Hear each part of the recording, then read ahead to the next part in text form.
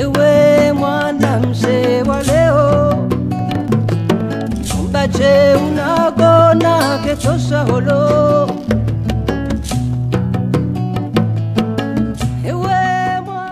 Alors je m'appelle Patrick Chibouyi, je suis assistant chargé de la sensibilisation à la Cour pénale internationale, le bureau de représentation en République démocratique du Congo. Je suis basé à Kinshasa. L'unité de la sensibilisation qui fait partie du GREF, un des organes de la Cour pénale internationale, a pour responsabilité, entre autres, de pouvoir rapprocher les communautés affectées de la Cour pénale internationale en leur expliquant ce que c'est que la Cour, quel est son mandat, mais également et surtout en leur tenant au jour le jour informés de l'évolution des affaires qui les concernent. C'est la raison pour laquelle d'ailleurs nous avons un autre collègue de la même unité que moi qui est basé à Bunia, en Ituri. Comme vous le savez très bien, pour la situation en République démocratique du Congo, les affaires qui sont en cours actuellement concernent des allégations de crimes qui auraient été commis en Ituri. C'est comme ça que nous avons également un collègue de l'unité de la sensibilisation qui vit à Bunia et qui régulièrement fait des descentes dans les villages, dans les lieux où se retrouvent les personnes affectées par les crimes qui font l'objet des poursuites devant la Cour pénale internationale dans la situation en RDC. Et donc c'est pour expliquer à ces différentes communautés quel est le mandat de la Cour, mais également au sein de l'unité de la sensibilisation, nous avons des programmes spécifiques qui visent d'autres publics cibles, notamment le milieu académique, les étudiants, les professeurs d'université. Nous avons également des programmes spécifiques pour les professionnels de droit en RDC, les avocats, les magistrats. Des programmes spécifiques avec les médias qui jouent un rôle important dans la transmission de l'information et nous avons un très fort partenariat avec les médias autant que possible. Nous les rencontrons régulièrement, que ce soit à travers des sessions de formation ou des conférences de presse ou des points de presse pour qu'ils aient la bonne information sur ce qui se passe à la Cour pénale internationale. Et nous avons également des activités avec la société civile, les ONG qui sont des partenaires importants pour nous, avec lesquels nous faisons des activités ensemble, nous discutons, nous échangeons ensemble dans le cadre de la promotion du travail de la Cour pénale internationale en RDC. Donc voilà un peu, de manière résumée, ce que fait l'unité de la sensibilisation ici en RDC.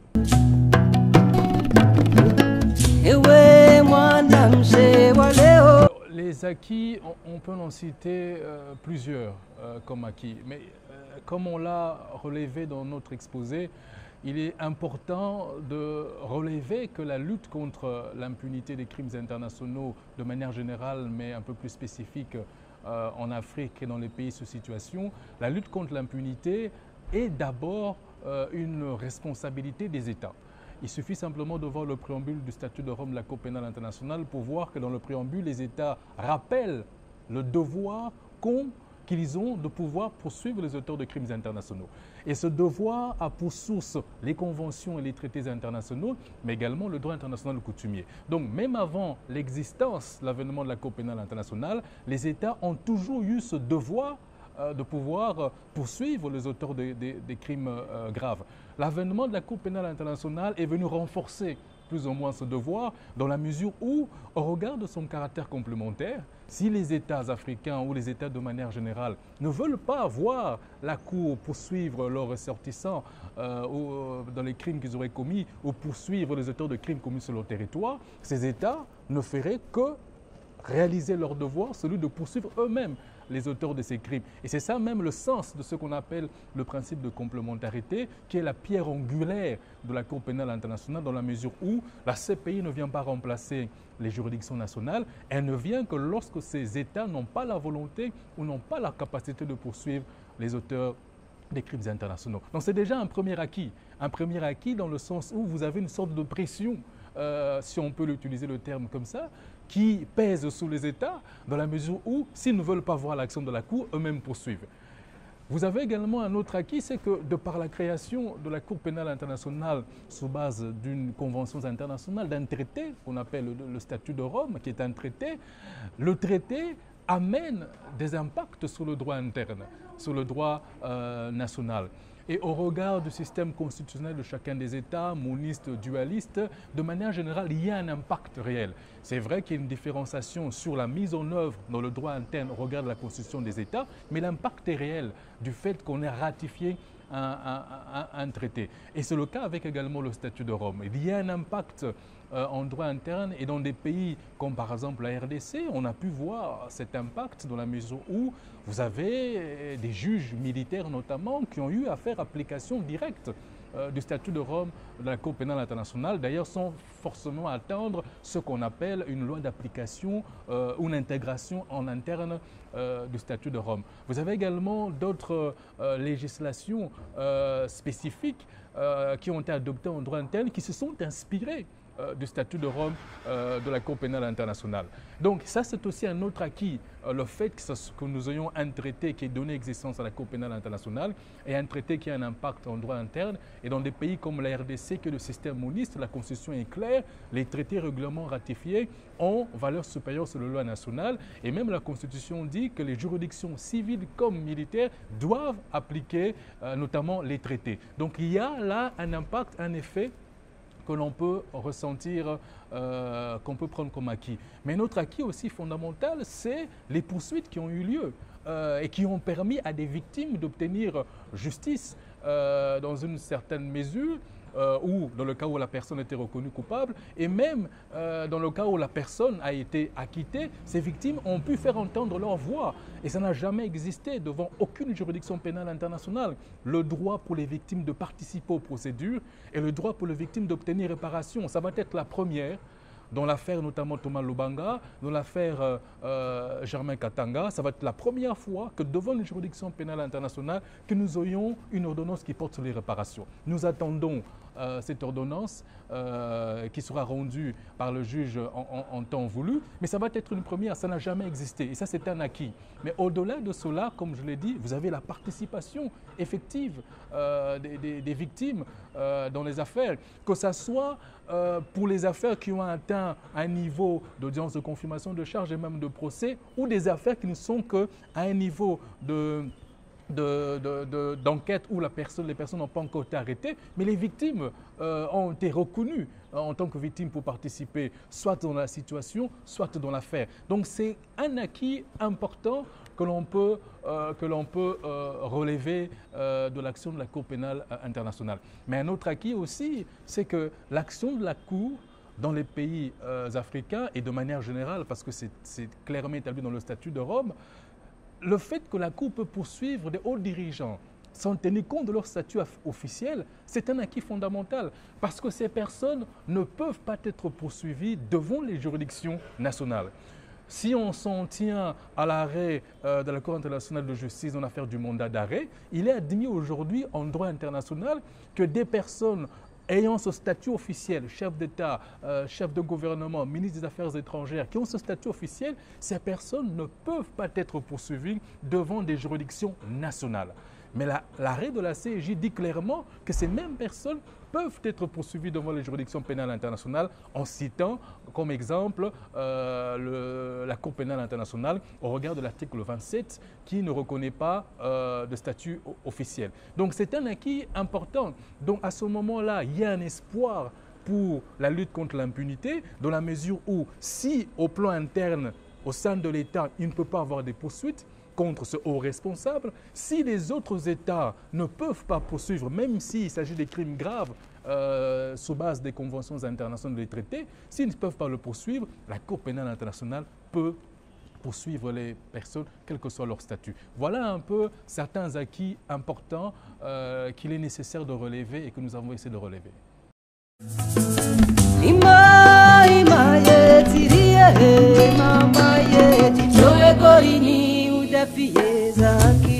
Oui, les défis sont là. Et un des défis les plus grands, les plus relevants, c'est notamment la coopération, le manque de coopération. Plus spécifiquement, la non-exécution des mandats d'arrêt délivrés par la Cour pénale internationale. Il y a encore beaucoup d'arrêts, mandats d'arrêt qui jusqu'à présent n'ont pas encore été exécutés. Et les États partis, d'ailleurs, lorsqu'ils se réunissent annuellement au sein de l'Assemblée des États partis, discutent notamment sur cette question. Et dernièrement, même lors de la conférence de révision de Kampala, il y a eu une partie importante qui avait été faite, qui portait sur l'évaluation, sur le bilan de la Cour pénale internationale. Et les États eux-mêmes ont évalué le degré de coopération qu'ils apportaient à la Cour pénale internationale. Et donc ça, c'est un élément important, un défi important, celui de la coopération des États, de la non-exécution des mandats d'arrêt, au regard du fait que la Cour n'a pas d'armée, n'a pas de police. Mais également, vous avez d'autres défis qui sont beaucoup plus liés aussi au déroulement des affaires elles-mêmes, que la Cour peut rencontrer. Vous avez des questions liées à l'interprétation. Les personnes qui sont poursuivies, qui arrivent à la Cour pénale internationale, qui demanderaient, c'est leur droit d'être entendues dans une langue spécifique. Ce n'est pas forcément une langue internationale connue. Ça peut être un dialecte de leur village. Donc il faut que la Cour, dans le cadre de respecter le droit au principe équitable, puisse immédiatement répondre à ce besoin en trouvant des interprètes, des traducteurs qu'il faut par rapport à cette langue-là. Et ça, c'est également un challenge énorme que doit remplir la Cour, mais également le fait que vous avez des défis logistiques. Il faut travailler notamment sur les témoins, que ce soit de la défense ou du procureur, lorsqu'ils sont cités, qui doivent quitter du lieu où ils sont pour arriver à la Cour pénale internationale, même s'ils ne peuvent pas y aller et qu'ils peuvent faire des témoignages par vidéoconférence. Il faut organiser cette vidéoconférence du lieu où ils sont, qu'ils puissent déposer par vidéoconférence. C'est un challenge énorme également sur le plan logistique, sur le plan organisationnel. Vous avez, même dans le cas où le mandat d'arrêt a été exécuté, il faut organiser le transport de la personne du lieu où elle se retrouve jusqu'à La Haye. Heureusement que jusqu'à présent, la Cour a bénéficié de la coopération des États partis qui ont véritablement soutenu la Cour dans cette opération de remise des personnes du lieu où se retrouver pour arriver à la Cour, parce que la Cour n'a pas d'avion. Donc il faut cette coopération encore de la part des États. Donc ce sont là un peu des défis importants que la Cour rencontre dans son exercice. Mais vous avez également toujours aussi cette question de la manière dont la Cour est perçue. C'est un autre défi important, parce que la Cour, au fait, lorsqu'elle a été créée, c'est pour répondre à un besoin de justice. C'est pour lutter contre l'impunité. Et un des grands défis également que nous avons, c'est de faire comprendre le travail de la Cour auprès non seulement des communautés affectées, mais de la société internationale elle-même, pour qu'on comprenne exactement ce que fait la Cour pénale internationale dans le milieu intellectuel, dans les milieux politiques, qu'on saisisse véritablement c'est que le travail de la Cour pénale internationale, ce sont là des challenges énormes, mais le plus important, c'est effectivement la coopération des États, la non-exécution des mandats d'arrêt, et ça c'est un défi important.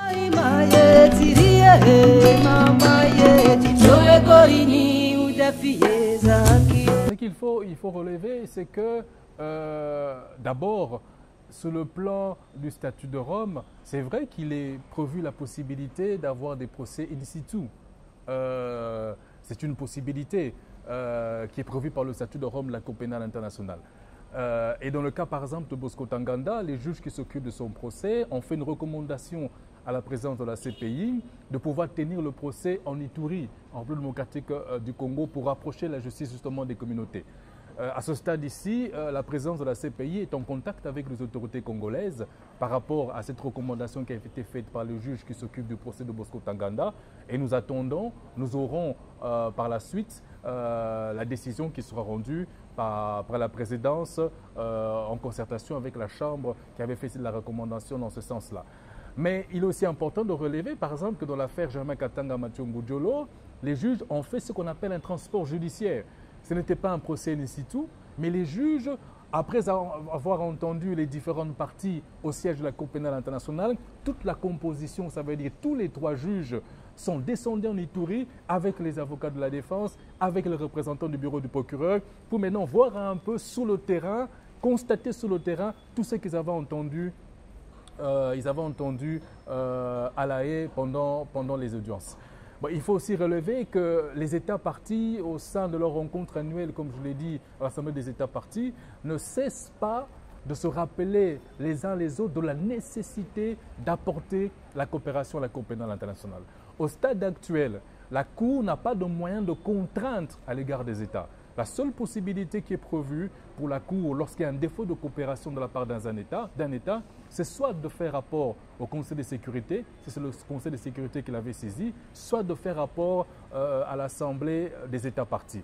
Mais il n'y a pas de moyen de contrainte reconnu à la CPI à l'encontre des États. Et donc c'est un travail énorme qui doit être fait et c'est peut-être l'occasion également de remercier la société civile, les ONG, qui ne cessent pas de leur côté de faire des plaidoyers régulièrement auprès des États pour que les États, effectivement, coopèrent avec la Cour pénale internationale, exécutent les mandats d'arrêt délivrés par la Cour pénale internationale. Et effectivement, cette communauté d'ONG de la société civile, au regard de leur mandat, font un travail énorme dans le sens du renforcement de l'action de la Cour pénale internationale, notamment par le biais de la coopération des États.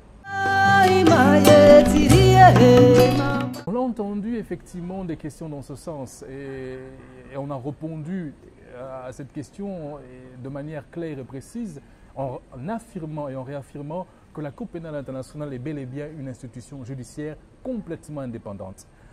Elle est indépendante des États d'abord, parce que lorsqu'un État parti, par exemple, saisit la Cour pénale internationale, le procureur de la CPI qui a l'initiative, qui est responsable des enquêtes et des poursuites, n'est pas obligé d'ouvrir des enquêtes parce que c'est un État parti qui l'a saisi.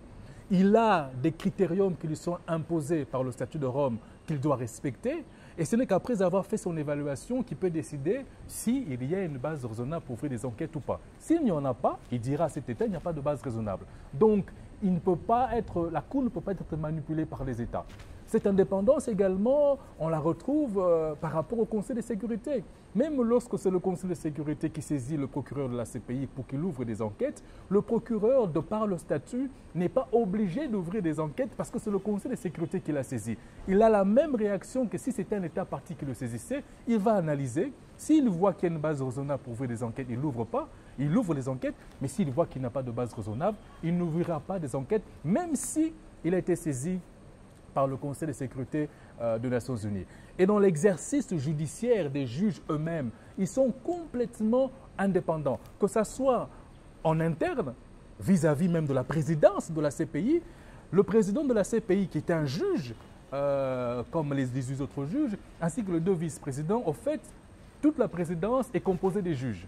Mais la présidence de la CPI ne peut pas donner des injonctions judiciaires aux juges qui s'occupent d'une affaire, que ce soit la chambre préliminaire ou la chambre de première instance. Donc ils sont complètement indépendants, ces juges, sur le plan judiciaire par rapport à la présidence. Ils sont complètement indépendants sur le plan judiciaire par rapport aux États et par rapport aux Nations Unies. La seule possibilité, c'est un arrêt qui peut être rendu par la chambre d'appel, qui peut donner une orientation par la chambre d'appel. Mais la présidence, elle, ne peut pas donner des orientations aux juges. Donc l'indépendance judiciaire dans les actes que posent les juges, elle est garantie, elle est réaffirmée, que ce soit en interne, sous réserve justement des recours en appel, ou que ce soit en externe par rapport aux États et par rapport au Conseil de sécurité des Nations Unies.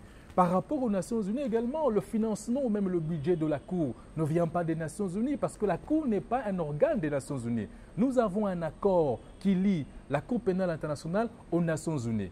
Le financement, le budget est principalement porté par les États partis au statut de Rome de la Cour pénale internationale.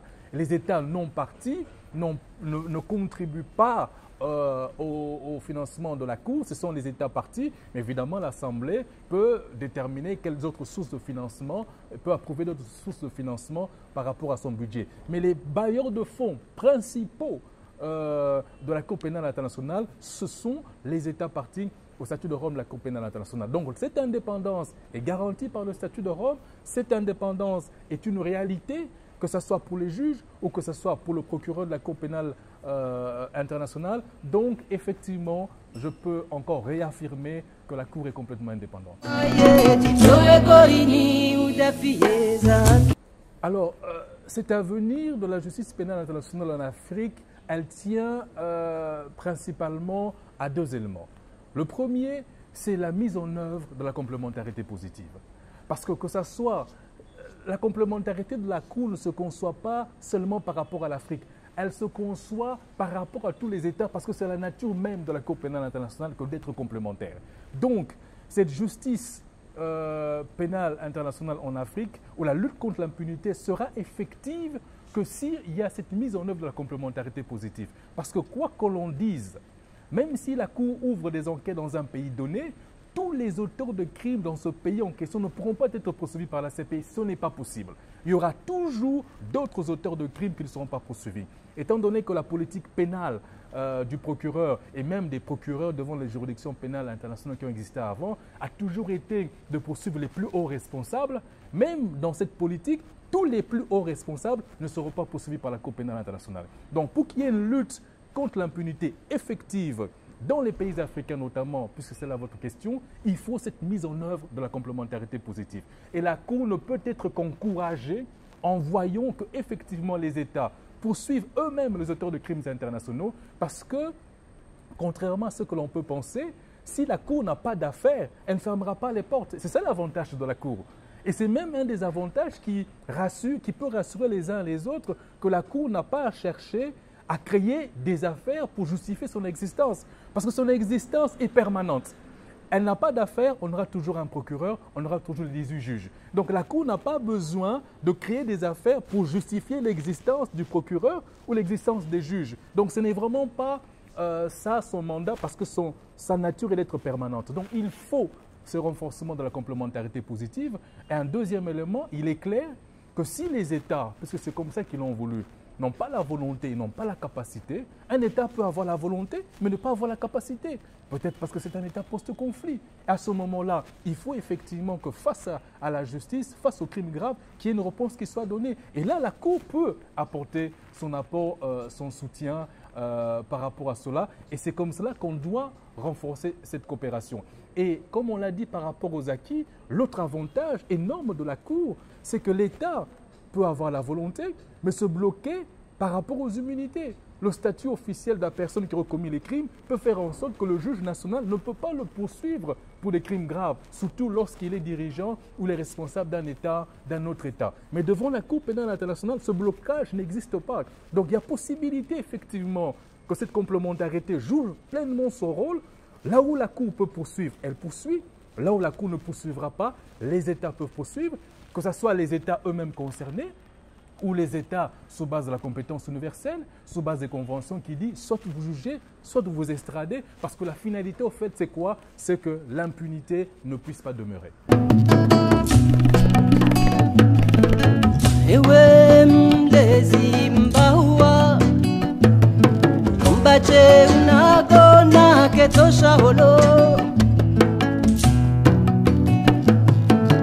Songa jua